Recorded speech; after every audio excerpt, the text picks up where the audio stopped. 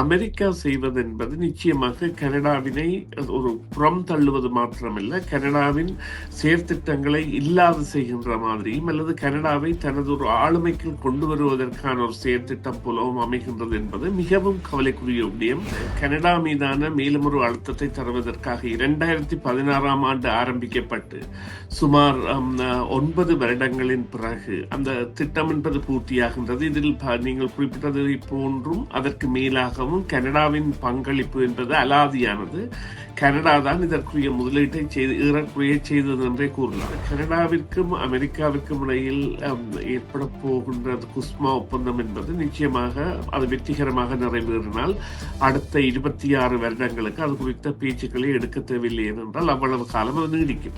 ஆனால் இவ்வாறான நெருக்கடிகளை தருவதன் மூலம் வருடம் மீள் பரிசீலனைக்கு உட்படுத்தக்கூடிய ஒரு குஸ்மா ஒப்பந்தத்தை எட்டுவார்களாக இருந்தால் நிச்சயமாக அது ஒரு தலையீடு என்று சொன்னால் ஒப்பந்தம் கைச்சாத்திட்டு 12 மாதங்கள் என்பது கண்மூடி திறப்பதற்குள்ளேயே முடிந்துவிடும்.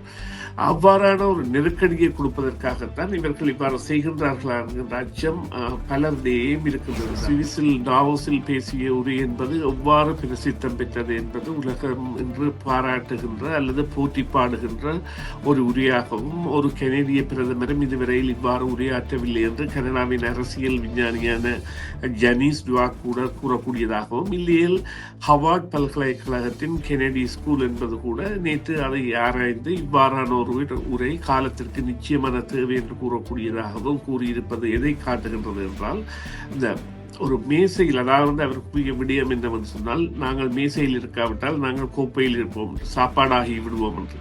எனவே அந்த மேசையில் இருப்பதற்கு கூட அந்த பேலன்ஸ் ஆஃப் பவர் என்கின்ற சமநிலையை அடைதலுக்கு தேவையான முயற்சிகள் தான் நாங்களும் வேறு வழிகளை தேடிக்கொண்டு செல்கின்றோம் என்கின்ற நிலைக்கு வருவது. அவ்வாறான முறையில் தான் ஒரு பேச்சுவார்த்தை என்பதில் சம பலம் பேணப்படலாம், அல்லது ஒரு அந்த சோன் ஆஃப் பாசிபிள் அக்ரிமெண்ட் என்கின்ற ஒரு அந்த ஒப்பந்தத்தை எட்டக்கூடிய ஒரு வலயத்திற்குள் 2 தரப்பும் வரலாம். அல்லது ஒரு மேசையின் மறுதரப்பில் அமெரிக்கா இருப்பதாகவும் இன்னொரு தரப்பில் கனடா இருப்பதாகவும் இருந்தால் 2 பேருக்குள்ளும் எட்டுப்பாடு வராது. எனவே இந்த நடுநிலைக்கு இருவரும் வந்து சேர வேண்டும், ஒரு நடுப்புள்ளி. அந்த நடுப்புள்ளியை அடைவதற்கான முயற்சியாகத்தான் இவ்வாறு செய்கின்றார்கள். எக்ஸிக்யூட்டிவ் பவர் எனப்படுகின்ற நிறைவேற்று அதிகாரங்களை கொண்டுதான் இவ்வாறான சிறுபிள்ளைத்தனமான வேலைகளை அவர் செய்து வருகின்றார். ஆனால் நிச்சயமாக கனடா என்பது வழக்காடு மன்றத்தை நாடி செல்லலாம். ஆனால் வழக்காடு மன்றங்களின் தன்மை என்பது இப்பொழுது எவ்வாறு இருக்கின்றது என்றால், அந்த வழக்காடு மன்றங்களை மூடுவதற்கான முயற்சியாகத்தான் அவர் அந்த போர்ட் ஆஃப் பீஸ் என்பதற்கு எல்லாம் கொண்டு வந்து இப்பொழுது ஐக்கிய நாடுகள் சபை மற்றும் சர்வதேச குற்றவியல் நீதிமன்றம் போன்றவற்றின் செயற்பாடுகள் எல்லாம் கேள்விக்குறியாக்கப்பட்டிருக்கின்றன. இவற்றின் தொடர் இயக்கம் என்பது இடம்பெறுமா என்பது கூட பல நாடுகளுக்கும் தெரியவில்லை. இந்த நிலையில் இதை அவ்வாறு எடுக்காமல் அவர்கள் ஒரு பேச்சுவார்த்தை மூலம் தான் எடுப்பார்கள். ஆனால் நிச்சயமாக இது திறக்கப்படும் என்று சொன்னால் கட்டி முடிக்கப்பட்டு விட்டது. இப்பொழுது நிச்சயமாக கனடாவின் பணம் என்பது பெருமளவில் இருக்கின்றது. எனவே அது நடக்கும். ஆனால் இந்த சில கால தாமதங்களை இவரது இவ்வாறான நடவடிக்கைகள் ஏற்படுத்துகின்றன. பொறுத்திருந்து பார்ப்போம்.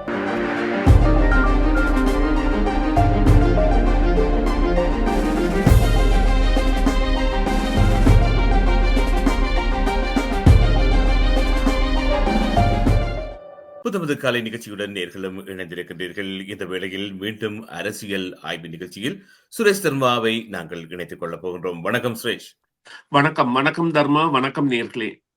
ஒவ்வொரு நாளும் புத்தமது காலையில் டொனால்ட் ட்ரம்பின் பற்றி பேசுவதுதான் எங்களுக்கு வேலையாக இருக்கின்றது போல், அதுபோல் நேற்றைய தினம் ஒரு அறிவிப்பை வெளியிட்டிருக்கின்றார். ஒரு பகிரங்க அறிவிப்பை ஒன்றை வெளியிட்டிருக்கிறார். அதாவது அமெரிக்காவுக்கும் கனடாவுக்கும் இடையிலான ஒரு பாலத்தை, அதாவது ஹோடி கௌவி அந்த பிரிட்ஜை தான் திறக்கப் போவதில்லை, அனுமதிக்கப் போவதில்லை என்றும் அறிவித்து இருக்கின்றார். இதில் விசித்திரமான விடயம் என்னவென்று சொன்னால், இந்த பாலத்தை கட்டுவதற்கு 50% மேலமான நிதியை கனேடிய அரசாங்கமே அளித்திருந்தது. அதே போல் 6.4 பில்லியன் செலவில் இந்த பாலம் கட்டப்பட்டது. இதை இவருடைய கருத்தை அமெரிக்காவில் கூட அவருக்கு ஒரு விமர்சித்தான். அமெரிக்காவில் இருக்கின்ற அரசியல் அவதானிகள், மாகாண தலைவர்கள் எல்லோருமே பலத்த விமர்சனத்தை தான் தெரிவித்திருக்கின்றார்கள். இப்படி பார்க்கின்ற பொழுது இந்த கனடா அமெரிக்கா உறவில் இவருடைய நோக்கம் எப்படியாவது அமெரிக்கா கனடாவை தன்னுடைய கட்டுப்பாட்டுக்குள் கொண்டு வர வேண்டும் என்ற ஒரு நோக்கம் இருக்கிறது. இப்படி பார்க்கின்ற பொழுது நீங்கள் இவருடைய அறிவிப்பை எந்த மாதிரியான கோணத்தில் நீங்கள் எடுக்கின்றீர்கள்? நிச்சயமாக. இது இந்த கனடா மீதான மேலும் ஒரு அழுத்தத்தை தருவதற்காக 2016ஆம் ஆண்டு ஆரம்பிக்கப்பட்டு, சுமார் 9 வருடங்களின் பிறகு அந்த திட்டம் என்பது பூர்த்தியாகின்றது. இதில் நீங்கள் குறிப்பிட்டதை போன்றும் அதற்கு மேலாகவும் கனடாவின் பங்களிப்பு என்பது அலாதியானது. கனடா தான் இதற்குரிய முதலீட்டை ஏறக்குறைய செய்தது என்றே கூறலாம். இந்த போக்குவரத்து பாதை என்பது நிச்சயமாக தேவையானதொன்று. குறிப்பாக இந்த நிலத்தொடுகை மையங்களில் இது மிகவும் முக்கியமான துறைமுகம் சார் இடப்பகுதியாக இருப்பதால் நிச்சயமாக இதனூடாக வருகின்ற தரைப்பாதைகள் என்பன அந்த 2 வழி போக்குவரத்துக்கும் பெரிய வழிவகுக்கும். இங்கே குறிப்பாக இப்போ நாங்கள் பலமுறை கதைத்தது போல உலகத்திலேயே பல நாடுகளை விடவும் அமெரிக்காவுக்கும் கனடாவிற்கும் உள்ள ஒரே ஒரு விசேட சிறப்பு என்னவென்றால் நீளமான தொடுகையுள்ள எல்லையை கொண்ட உலகின் முதலாய நாடுகள் அமெரிக்காவும் கனடாவும் தான். அவ்வாறான ஒரு நிலப்பரப்பில் 90 விழுக்காடு மக்களும் இந்த பகுதியை அண்டிய 150 கிலோமீட்டர் பகுதிக்குள் தான் வசிக்கின்றார்கள் என்பது இன்னும் ஒரு மேலதிக சிறப்பு. இந்த நிலையில் இவ்வாறான பொருளாதார நகர்வுகளுக்காக இந்த பாதை என்பது நிச்சயமாக தேவை. கனடா என்பது நிச்சயமாக வேறு இடங்களை நோக்கி தங்களுடைய பொருளாதார நகர்வுகளை மேற்கொண்டாலும் அது பல்முகப்படுத்தப்பட்ட தன்மைக்காக அது மேற்கொள்ளப்படுகின்றது என்றால் அதற்குரிய நம்பிக்கை இனத்தை அமெரிக்கா ஏற்படுத்தி இருந்தது.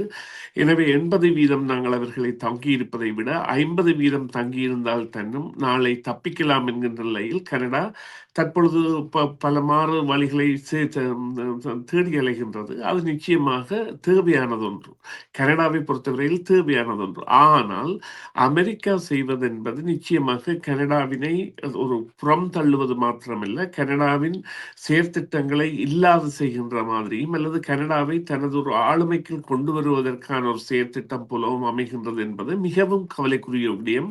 குறிப்பாக நீங்கள் பார்த்தீர்களானால் எவ்வளவோ பிரச்சனைகளை அவர்கள் கனடாவிற்கான பிரச்சனைகளாக தந்துவிட்டார்கள். இன்னும் நாங்கள் அதனை யதார்த்தம் புரியாமல் சில வேளைகளில் சிலர் நம்பிக்கொண்டிருக்கலாம் அமெரிக்கா தான் எங்களுக்குள்ள முடிவு என்று. அவ்வாறல்ல. நிலைமை என்பது நம்பிக்கையை சிதைக்கின்றார்கள். இது ஒரு சகோதரர்களுக்கிடையே உள்ள உறவு என்று எடுத்துக்கொண்டால் ஒரு சகோதரர் மற்ற சகோதரர்களுக்கிடையே நம்பிக்கையை குறைத்து வருகின்றார்கள். குறிப்பாக பார்த்தீர்களானால் அல்பர்டாவில் இருந்து சென்ற பிரிவினைவாத குழுவை இந்த ராஜாங்க அமைச்சு சந்திப்பது என்பது 10-11 நாங்கள் எடுத்துக்கொள்ளக்கூடிய விடயம் அல்ல. அதே போன்று கனடாவின் ஆர்டிக் பிரதேசங்கள் மற்றும் கனடாவின் ஏனைய பிரதேசங்களை அந்த குறிவைப்பது கூட இது நிச்சயமாக கனடா என்கின்ற ஒட்டுமொத்த தேசத்தை விடுத்து சில வேளைகளில் அதன் சில மாகாணங்களை தன்னும் கவர்வதற்கான திட்டமா என்கின்ற ஐயத்தை எழுப்பி வருகின்றது. ஏனென்றால் அவர்கள் திட்டமிட்டபடி நகர்ந்து வருகின்றார்கள். வெனிசுலாவில் இதை செய்தார்களோ அது போன்ற வகைகளில். எனவே இப்பொழுது இந்த கனடாவிற்கும் அமெரிக்காவிற்கும் இடையில் ஏற்பட போகின்ற குஸ்மா ஒப்பந்தம் என்பது நிச்சயமாக அது வெற்றிகரமாக நிறைவேறினால் அடுத்த 26 வருடங்களுக்கு அது குறித்த பேச்சுக்களை எடுக்க தேவையில்லை ஏனென்றால் அவ்வளவு காலம் அது நீடிக்கும். ஆனால் இவ்வாறான நெருக்கடிகளை தருவதன் மூலம் வருடம் மீள் பரிசீலனைக்கு உட்படுத்தக்கூடிய ஒரு குஸ்மா ஒப்பந்தத்தை எட்டுவார்களாக இருந்தால் நிச்சயமாக அது ஒரு தலையீடு என்று சொன்னால் ஒப்பந்தம் கைச்சாத்திட்டு 12 மாதங்கள் என்பது கண்மூடி திறப்பதற்குள்ளேயே முடிந்துவிடும். அவ்வாறான ஒரு நெருக்கடியை கொடுப்பதற்காகத்தான் இவர்கள் இவ்வாறு செய்கின்றார்களா என்கின்ற அச்சம் பலரிடையேயும் இருக்கின்றது தர்மா.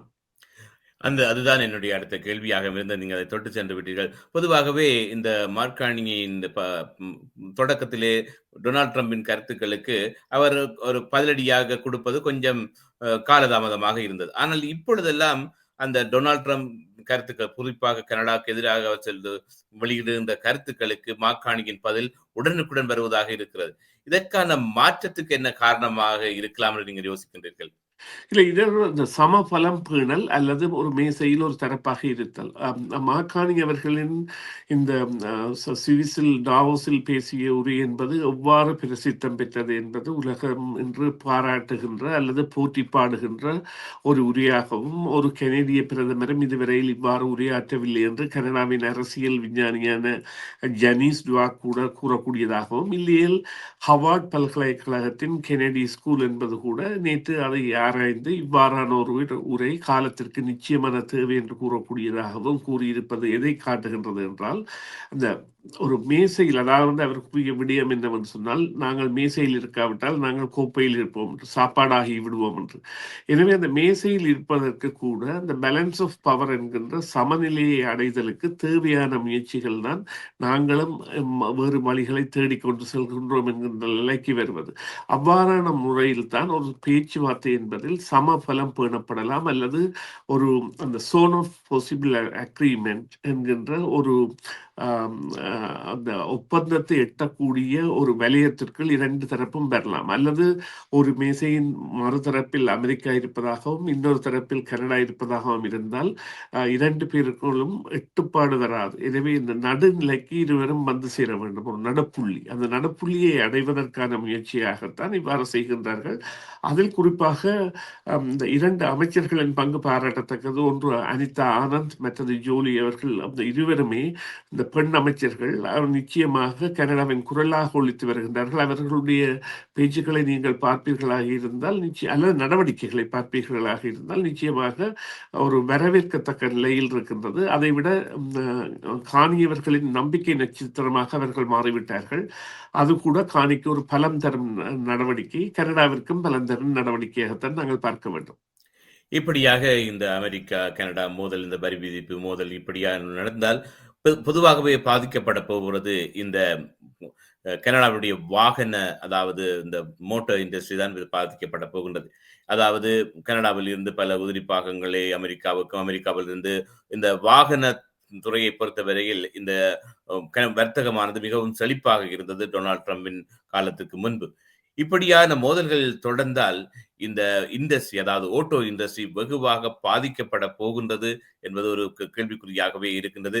அதைத்தான் ஒன்டாரியோ மாநில முதல்வர் டக் ஃபோர்டும் வலியுறுத்தி இருக்கின்றார். அண்மையில் மாக்காணி சீனாவுக்கு சென்று மின்சார வாகனங்கள் ஒப்பந்தத்தில் கையெழுத்திட்டது அவர் பெரிதாக வரவேற்கவில்லை முதலில். இப்படி பார்க்கின்ற பொழுது இந்த ஓட்டோ இண்டஸ்ட்ரி எவ்வளவு பாதிக்கப்பட போகின்றது, இந்த தொழில் வாய்ப்புகள் எப்படி இழக்கப்பட போகின்றது என்பது பற்றி உங்களுடைய கருத்து என்ன? கனடாவை தவிர்த்து வாகன உற்பத்தியில் அமெரிக்கா ஈடுபட முடியுமா என்றால் அதற்குரிய சாத்தியக்கூறுகள் தற்பொழுது மிகவும் குறைவு. ஏனென்றால் பல தொழிற்சாலைகள் கனடாவில் அமைந்திருக்கின்றன. அதற்குரிய உதிரி பாகங்கள் என்பன கனடாவில் உருவாக்கப்பட்டு அவை அங்கே செல்கின்றன. இருந்த பொழுதிலும் இவ்வாறான ஒரு இடைவெளியை அவர்கள் ஏற்படுத்தினால் அது மேலதிகமாக ஐரோப்பிய மற்றும் தென்கொரிய மற்றும் ஜப்பானிய சீன வாகனங்களின் வரவை கனடாவில் ஊக்குவிக்கும். அதே போன்று இப்பொழுது அமெரிக்காவில் உள்ள இந்த தென்கொரிய மற்றும் ஜப்பானிய வாகன தயாரிப்புகள் கூட கனடாவை நோக்கி நகரக்கூடிய சந்தர்ப்பங்கள் அதிகரிக்கும். ஏனென்றால் அவர்களுக்கு இப்பொழுது இருக்கின்ற வரிச்சுமை என்பதால் அவ்வாறு அங்கே ஒரு தொழிற்சாலையை கொண்டு நடத்த முடியாதபடியால். இருந்த பொழுதிலும் உடனடியாக கனடாவிற்கு ஏற்பட போகின்ற இழப்பு என்பது பெரியதாக இருக்கும். இந்த பொருளாதார சுமையை கூட அது ஏற்படுத்தும். அவர்களை வேறு தொழில்களில் ஈடுபடுத்துவதற்கான முயற்சிகளில் குறிப்பாக சுரங்க தொழில் மற்றும் இந்த எண்ணெய் பாதைகள் அமைத்தல் போன்ற பல இத்தியாதிகள் இவர்களுடைய திட்டங்களில் இருக்கின்றன. இந்த திட்டங்களுக்கெல்லாம் பல ஆயிரக்கணக்கான வேலையாளர்கள் தேவை, பணியாளர்கள். அவ்வாறானவற்றில் இணைக்கப்பட்டால் அது நிச்சயமாக ஒரு பலந்தர நடவடிக்கையாக இடம்பெறும் என்பதில் எந்தவித ஐயமும் இல்லை. ஆனால் ஆரம்ப காலத்தில், அதாவது ஒரு 2-3 வருடங்களுக்கு கனடா தன்னை உயர கொண்டு வருவதற்கு புது திட்டங்களை உடனடியாக அறிவிக்க வேண்டும். அதற்குரிய நிதிகளை கூட வைத்திருக்கின்றார்கள். அந்த ஊக்க நிதிகளை பாவித்து தட்டும் இவர்களை தொழில் சார்ந்த முயற்சியில் ஈடுபடுவது, அதாவது ஒரு ஒரு இழப்பீட்டை கொடுத்து அவர்களை வீட்டில் வைத்திருக்காமல் அவர்களை தொழில் முயற்சிகளில் ஈடுபடுத்துவது என்பது நிச்சயமாக தேவையான ஒன்று. மீண்டும் அந்த பாலம் திறக்க மாட்டேன் என்ற ட்ரம்பின் அறிவிப்பு தொடர்பாக ஒரு கேள்வி என்னிடம் இருக்கின்றது. ஒரு சர்வதேச ஒப்பந்தத்தின் கீழ் கட்டப்பட்ட ஒரு பாலத்தை அமெரிக்க ஜனாதிபதி டொனால்ட் ட்ரம்ப் ஒருதலை பட்சமாக தடுக்க சட்ட ரீதியாக அவருக்கு அதிகாரம் ஏதாவது இருக்கின்றதா? இல்லை. அவர் அந்த எக்ஸிக்யூட்டிவ் பவர் எனப்படுகின்ற நிறைவேற்று அதிகாரங்களை கொண்டுதான் இவ்வாறான சிறுபிள்ளைத்தனமான வேலைகளை அவர் செய்து வருகின்றார். ஆனால் நிச்சயமாக கனடா என்பது வழக்காடு மன்றத்தை நாடிச் செல்லலாம். ஆனால் வழக்காடு மன்றங்களின் தன்மை என்பது இப்பொழுது எவ்வாறு இருக்கின்றது என்றால், அந்த வழக்காடு மன்றங்களை மூடுவதற்கான முயற்சியாகத்தான் அவர் அந்த போர்ட் ஆஃப் பீஸ் என்பதை எல்லாம் கொண்டு வந்து இப்பொழுது ஐக்கிய நாடுகள் சபை மற்றும் சர்வதேச குற்றவியல் நீதிமன்றம் போன்றவற்றின் செயற்பாடுகள் எல்லாம் கேள்விக்குறியாக்கப்பட்டிருக்கின்றன. இவற்றின் தொடர் இயக்கம் என்பது இடம்பெறுமா என்பது கூட பல நாடுகளுக்கும் தெரியவில்லை. இந்த நிலையில் இதை அவ்வாறு எடுக்காமல் அவர்கள் ஒரு பேச்சுவார்த்தை மூலம் தான் எடுப்பார்கள். ஆனால் நிச்சயமாக இது திறக்கப்படும் என்று சொன்னால் கட்டி முடிக்கப்பட்டு விட்டது. இப்பொழுது நிச்சயமாக கனடாவின் பணம் என்பது பெருமளவில் இருக்கின்றது. எனவே அது நடக்கும். ஆனால் இந்த சில கால தாமதங்களை இவரது இவ்வாறான நடவடிக்கைகள் ஏற்படுத்துகின்றன. பொறுத்திருந்து பார்ப்போம்.